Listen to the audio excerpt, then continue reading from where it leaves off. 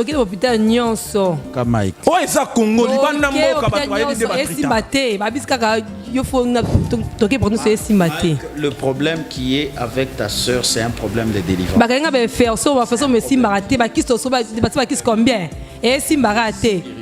Ma ba bezo vimba na régler ma règle zo bimate est-ce que non sani. Il me doit cause on peut bloquer chocolat ta chaque jour. Il y a un sens il me doit bon papa maman de boma bango. De boma bango. Ce problème c'est yo oloba bongo. Eza ni changement de gonayo. Non, changer papa, changer ma case. Et ça qui boy. Donc bana ye ata bien. Ah pamba mutute. Ba papa vraiment soit sonner soit tika biso ka biso mbatu trabe. Ce qu'on nzambe papa pambola comme bien. Qu'est-ce que na mona mbongo ya mbongo clarté mbongo 6p. Après ça rango oliaka. Mbongo on eza clarté yo lia mbongo te. Aussi si université na mbongo ni. Et c'est la clarité, les lots malade on bien en la clarté. Non, la clarté, ce qu'on a dans un bâtiment, ce qu'on a dans la si quoi il faut qu'awano kanana. Bazate kaye. Donc yo université au Narano et bima mbosa la tête. Uniquement na butu. Na butu en live, na butu mon na tombe sipe na mbeto. Na bi ya tala, abi pa tala bi. Oh, ba sipe utu bi on ayebi. Na nzoto no pesa. Nzoto nga pesa ali. Bon, on aura zemi tende. Zemi. Parce que si vous avez au monde on aura zemi non. Zemi na ninga butu. Na ndenge niza. Na ninga butu comment? Voilà. Peut-être que vous avez ma imagination de ça là. J'ai vu des choses comme ça, bah tu vas acquiser ba msusu, OK na zomo na makamba boy.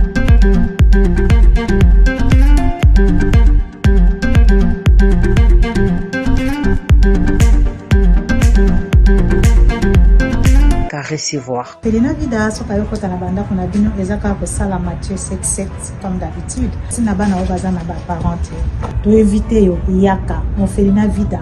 To passer un moment agréable avec les orphelins. La gloire sera rendue à notre Dieu. Nabesi merci na ba partenaires o ba ko tala biso, botika biso te, obagisa biso te, nzamba benye obino, nzamba baksela bino ezangi. Nous sommes situés au 49 de l'avenue Kinzola, dans le quartier Régie des Eaux, dans la commune de Kinshasa. Mbote, Balandia Sagesse Télévision, mesdames et messieurs, un grand merci pour la fidélité et confiance. Vous allez accorder la chaîne Abino Ringaramingi, Sagesse TV, tous ceux qui sont dans le cadre de partage, comme apôtre Paul Abenga Soussou, dans zone pour que tu aies bakozola ndekonabiso, ou bazangina mwa makambakoloba, puis tu aies ko pesa conseil to amosa dans un ko cadre bango. Alors abonne-toi et active la cloche de notification parce que ma contenu est sur la bande de rebelle au bazar ba confusion, ba éviter quel chemin emprunter. Merci à Jean-Pierre Casson pour la pause de vie. Présentation à bon monsieur le juge, autrement appelé prophète Charles Taylor, la passion beauté, l'homme de Dieu. Bonjour. Bonjour monsieur le juge. Bonne santé. Santé Malamou Makassi. Voilà, merci beaucoup. Bazo Talabso partout à travers le monde. Priez, bon toujours dans la question. D'accord, nous allons prier. Seigneur, laisse que ce moment soit un moment béni, où tu vas bénir une vie, une famille, Seigneur, édifiée. Je soutiens au Dieu de gloire, Yahweh, ce temps avec ta grâce. Et je soumets à l'obéissance du nom de Jésus toute pensée négative et toute pensée qui ne confesse pas le nom de Jésus. Et je déclare seul l'Esprit de notre Seigneur Jésus soit au milieu de nous au nom de Jésus et nous disons Amen. Amen. Merci pour la prière. Voilà, problème nini au fait, comme d'habitude, monsieur le juge, nous recevons beaucoup de gens. Alors j'ai reçu cette famille. Oui. C'est le frère avec sa sœur. Alors il y a quelque chose qui s'est passé. Alors j'ai trouvé que Nakati, il y a Eloko Lakaki, il y a le péché d'inceste. Alors voilà pourquoi je les ai reçus, pour qu'à travers cette émission, que Dieu libère leur vie et que Dieu aussi libère la vie de tout celui qui se retrouve dans le même problème. Voilà, merci beaucoup. TV Zali Radio T. Au prier qui? Oui, Nassambele. Ok. Tozo Pesabande Rombote. Oui. Papa, na Pession Bote. C'est le frère Mike. Kombonani? Mike. Omati micro poto yokayo. Oui, Mike. Mike, voilà. N'habité, non, ça la nini on a. Voilà, on a expliqué parce que à contacter qui apôtre. Alors, tous un programme d'ambition et diffusion, autolé qui sera émission. Neto beng sera bateau. Bon, en fait, beng ça apôtre beng sera bateau et beng singai. Mais quand même, ta soeur va te dire parce que ça n'est là où il fallait communiquer. Na pêche beauté maman. Bonjour papa quoi. Comment on a? Comment on a Ketia? Ketia, il y a un homme qui est apôtre. Na bien qui apôtre. Pour les Camerounais exactement. Pour les Camerounais qui l'angai. Toujours au Papa maman kufa totika somba lenga tika ba mai na. Totika na nani? Nande kuna comme Mike. Yeye awa. OK. Tika mai. Yeso akindo dibe ba master ni wana ka bo shofo toki mai to simba bo to lia ka bo to la place mo ko soma be. Shofo to la na yebi somba le to yebda kipana na makamnyoso. Et shofo so na le na mbetu na mo na ba sipa ba mbali e ko mina ke bi makangai. Bon, on a pas na to be mabele zo vimbanga. So na mkibi mabele zo vimbanga yi basi ba zo bimanga na tu ya comme na boye pa biye sko to ke ka no pita kuma to ke ka no pita. To ke pi no pita sa nga be zame ba nga be fio so nga ba kiss e bandela ka ezonga ka. Matuna pone sa nga bon poani.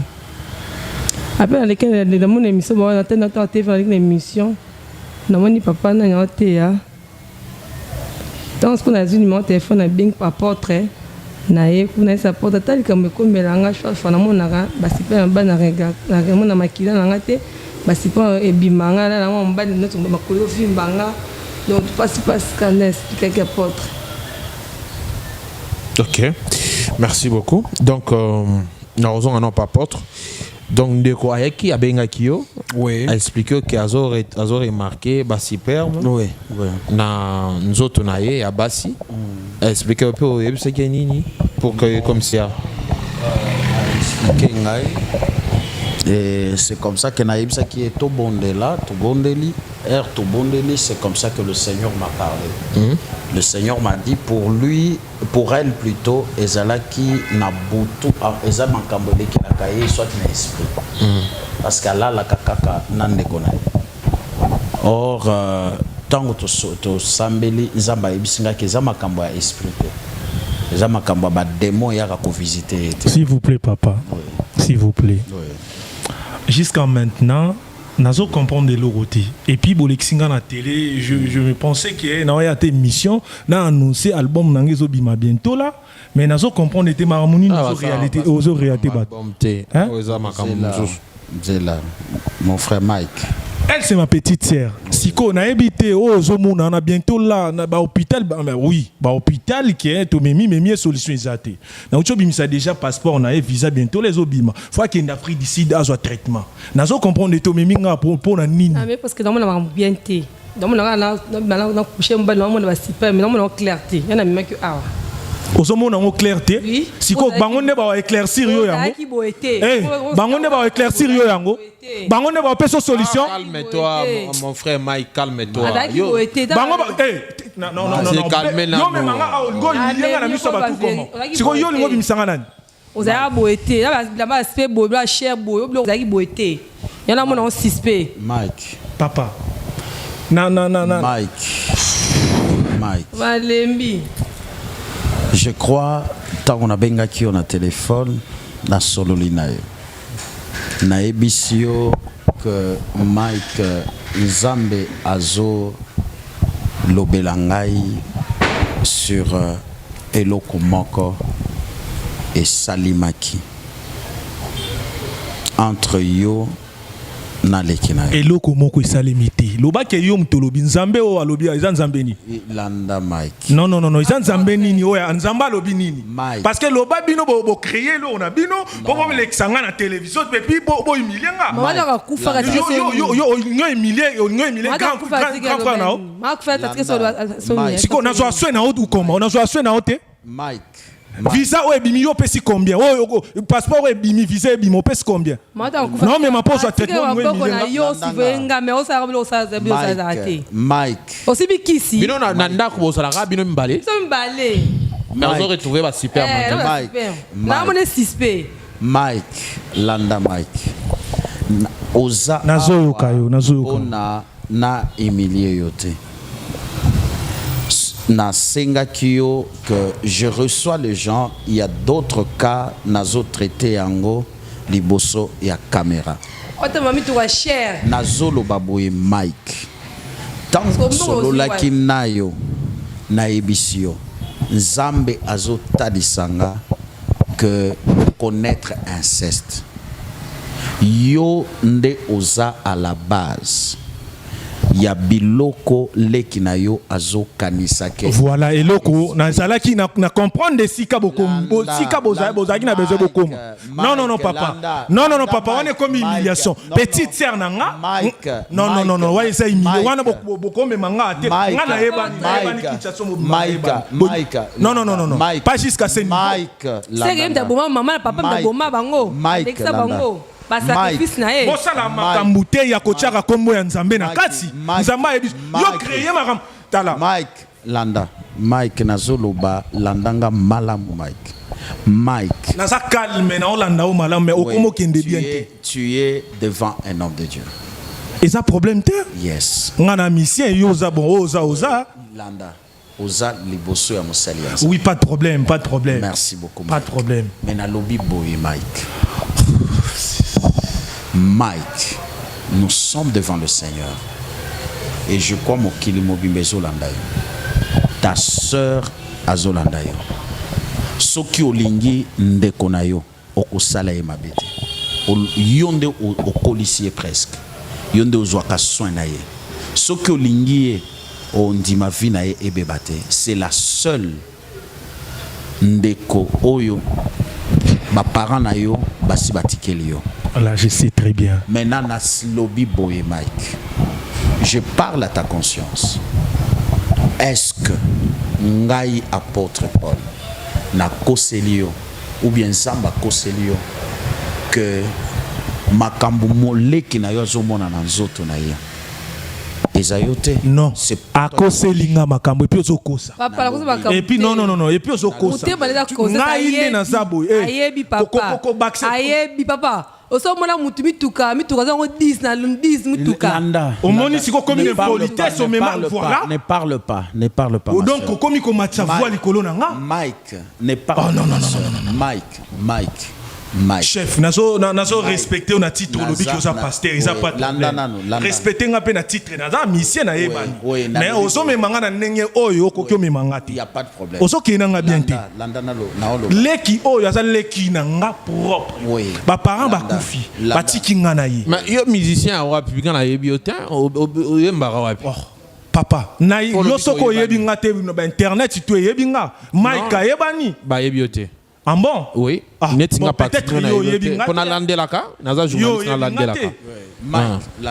je doute fort. Non, monsieur le juge. Awa toza problème ya koye banate. Awa isa problème ya délivrance. Il faut que Mike trouve sa délivrance, que sa sœur trouve sa délivrance. C'est ce qui est très important. Mike, écoute. Je vais te poser une question, je suis très sincère. Mike, est-ce que toi, qu'est-ce que tu fais sur ta sœur? Est-ce que c'est pas toi qui couches avec ta sœur? C'est pas moi. Ezanan. Alors Ezanan, les esprits. Naïbité. C'est ça qui est aux Landelango. Na kiti siko voix. Bois qui zinga sona maseki parce que na zaki monter. Na lobibo. Akoki komi manga ba place akoki komi manga te. Yes. Donc toujours la solution pour petite sœur nanga a solution na maladie azanango. Donc l'hôpital n'y a pas solution exacte. C'est pour cela que qui ici à Kende Belgique qu'on a des solution. Donc comme ni manga na émission pas pasteur bon a évité. Est-ce que pasteur n'aime pas ça est solution ou bien ba minganga o baza ba espère baza na mboka libana ne ba pesa solution. Papa toki l'hôpital nyonso. Kamaik. Oh eza Congo libana mboka ba to ayebi ba traiter. Ba biska yo faut toki pour nous c'est simaté. Le problème qui est avec ta sœur c'est un problème de délivrance. Ba kenga ba faire so ba façon me simbaraté ba kisto so ba kisto combien et simbaraté. Spirituel. Ma ba bezo vimba na on régler ba ma règle zo bimaté est-ce que non ça ni. Il me doit cause on peut bloquer chocolat ta chaque jour. Il y a un sens. Tu sais bon papa, maman, tu boma bango. Tu boma bango. Ce problème, c'est yo olo babongo. Et ça ni changement de gonayo. Non, mais changer papa, changer ma case. Et ça qui boy. Donc bana ye, ata bama. Pambola mutute. Ah pamba mutute. Ba papa va se sonner sur tika biso ka biso mbato trabe. Si on nzambe pas pambola comme bien. Qu'est-ce que non na mbongo ya mbongo clarté mbongo 6p. Après ça on oliaka. Mbongo on eza clarté yo lia mbongo te. Aussi si université na mbongo nini. Et ça a clarité, ça les lots malade on bien on ça clarté. Non na clarté ce qu'on a na mbate ce qu'on a na ba sipa ya sens. Si quoi il faut ka wana kangana. Bal misu bazate. Bazate kae. Donc yo université ke narano ebi mambosa la te. Uniquement na butu. Na butu na line na butu mo na tomba sipe na mbeto. Na bi ya tala, abi pa tala bi. Oh, ba sipe uti ba bion ayebi. Na nzoto no pesa. Na nzoto na pesa ali. Bobo on sera zemi tende. Zemi. Parce que sur aux au monde en on sera zemi non. Zemi na ninga butu. Na ndeni niza. Ninga butu comment? Voilà. Peut-être que vous avez ma imagination tout ça là. J'ai vu des choses comme ça, bah tu vas acquiser ba msusu, OK na zomo na makamba boy tout ça. To que no hôpital c'est comme faire sur ba ko ba kisi. Bon mutudio ça be la rappel infection. Changer exacté. Na kile hôpital oyo. Olo tarbando to nous souvent ya mabe pe so là. Ndo to ba nyong ba la ba do na mba butu ba nyoka ba nyau. Donc ba lo mo ba be na butu. OK, je vois. Apôtre. Lundi sabat na yo. Comme ça on va voir à la fin. Tu sais ce qui se passe, ça se trouve dans le livre de Lévitique chapitre 18. Dans le livre de Lévitique chapitre 18, Lévitique est en train de nous dire que tu ne découvriras point la nudité de ta sœur chez une femme ni de ton frère. C'est une abomination devant le Seigneur. C'est là où on parle du péché d'inceste. Le Seigneur m'a parlé qu'il y a un péché d'inceste. Et dans ce péché d'inceste, c'est-à-dire les diables vous a piégé en famille pour que la vie de ta sœur soit détruite. Voilà pourquoi je veux parler à ta conscience pour dire si réellement ce que j'ai dit est faux, je vais me repentir devant Dieu. Et si ce que j'ai dit est vrai, alors arrange avec ta sœur et arrange avec ton Dieu. Et le Seigneur va libérer ta vie. Je te donne encore la parole.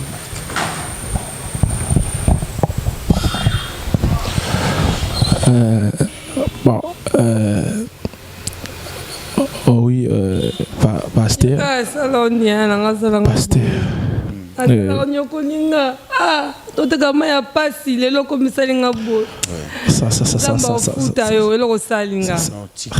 Ça commence à me faire vraiment très mal.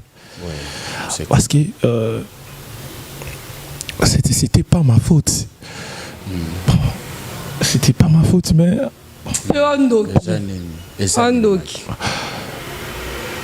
Qui n'a choisi les années. Tika maika aloba maman. Tika maika aloba.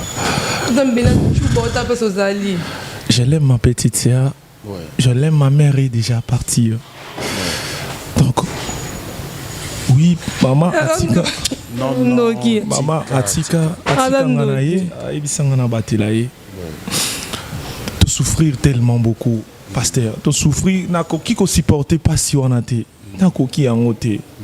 À chaque fois, petite sœur n'a ôté comme moi, Azaki n'a trop humiliation et puis ngai. Via musique n'a pas n'en loté. Kala makasi. Mais n'a comprendre que nous sommes aussi mbattés. Si ma qui pété petite sœur n'a azala humilié na tina ba niveau on a. Akoma côté kaba mai na bala bala. Classe ils aussi mba sousouté azotanga soumala muté et puis vi nanga na mesana na vie a boité. Tellement na qui na choité. Nazaki na mi mokonde apusa kingai. To kinde pas mutu moko. De on sala pona koma o nazali. Akindaki pas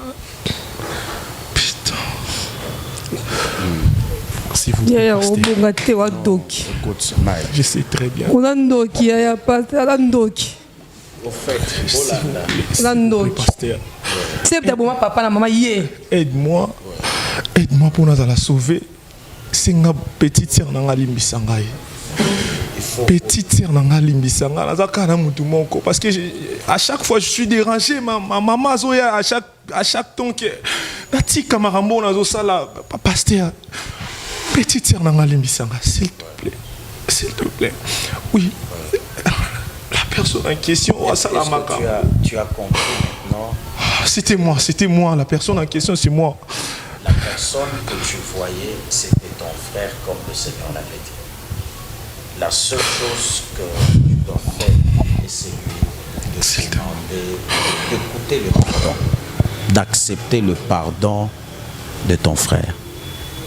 Nayebi Sakio, que après pardon naye, tango na kosambe la bino, vous allez voir ce que le Seigneur va faire. Parce que c'était l'œuvre du ténèbre, c'est l'œuvre du diable. Malgré Mike Azoyemba, Aza musicien.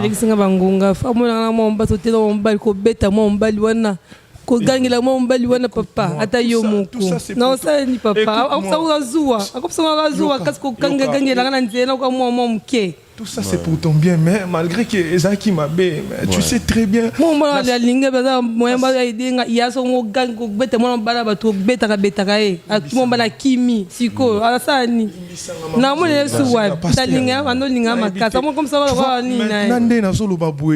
qu'il y a cause un problème dans la vie. Parce que c'est secret, c'est nga été bima. Parce que quand il y a un sauvé, modèle pour nanga et puis c'est une petite sœur nanga limbisanga. Je sais très bien que na sali mabe oyo on a koki ko sala ngote même zamba ko limbisanga te. Kanisa sama lobo mama lobaki s'il te plaît. Magaza tout za bolingo moko avec linga leki na oyo tina suka yede. Maintenant le salinga. Pasteur, pardon. Pasteur. Il y a pas de problème. Le Seigneur va faire grâce. Pasteur, nous allons prier. Je veux prier. Pasteur, pardon, prie pour moi, s'il te plaît. Seigneur, laisse que ta miséricorde sur cette s'il te plaît. Laisse que ta miséricorde sur cette famille, Seigneur. Que ta grâce se manifeste sur leur vie. Que les pardons, Seigneur, soient sur leur vie. Ta miséricorde. La Bible dit: tu es le Dieu qui ne nous traite pas selon nos péchés, ne nous punit pas selon nos iniquités. Parce que ta bonté est tellement grande. Seigneur, à cause de la honte, Mike voulait nier de tout, mais ton esprit l'a touché jusqu'au point où Mike a accepté. Laisse à partir de cet acte que via Mike et Fongwama, via Lekinaye, Bazala libéré. Bazala libéré na kombo na Jésus Christ. Je déclare que le diable a échoué. Amen. L'ennemi a échoué dans leur vie. La grâce et la faveur de Dieu sera leur partage. Amen. Et ils vont témoigner ta grandeur après cette émission. Amen. Au nom de Jésus-Christ de Nazareth, je proclame ta parole et je dis Amen. Pasteur, tu es sûr que Aramunoso et Atalelo Solo Pasteur, je suis d'accord. Il n'y a pas de problème. Le processus, il y a Moussala Wanatokosala après.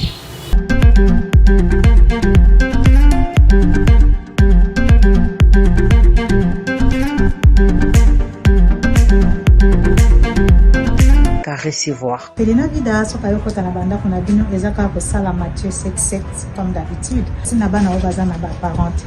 To éviter yo yaka. On Pelena vida to passer un moment agréable avec les orphelins. La gloire sera rendue à notre Dieu.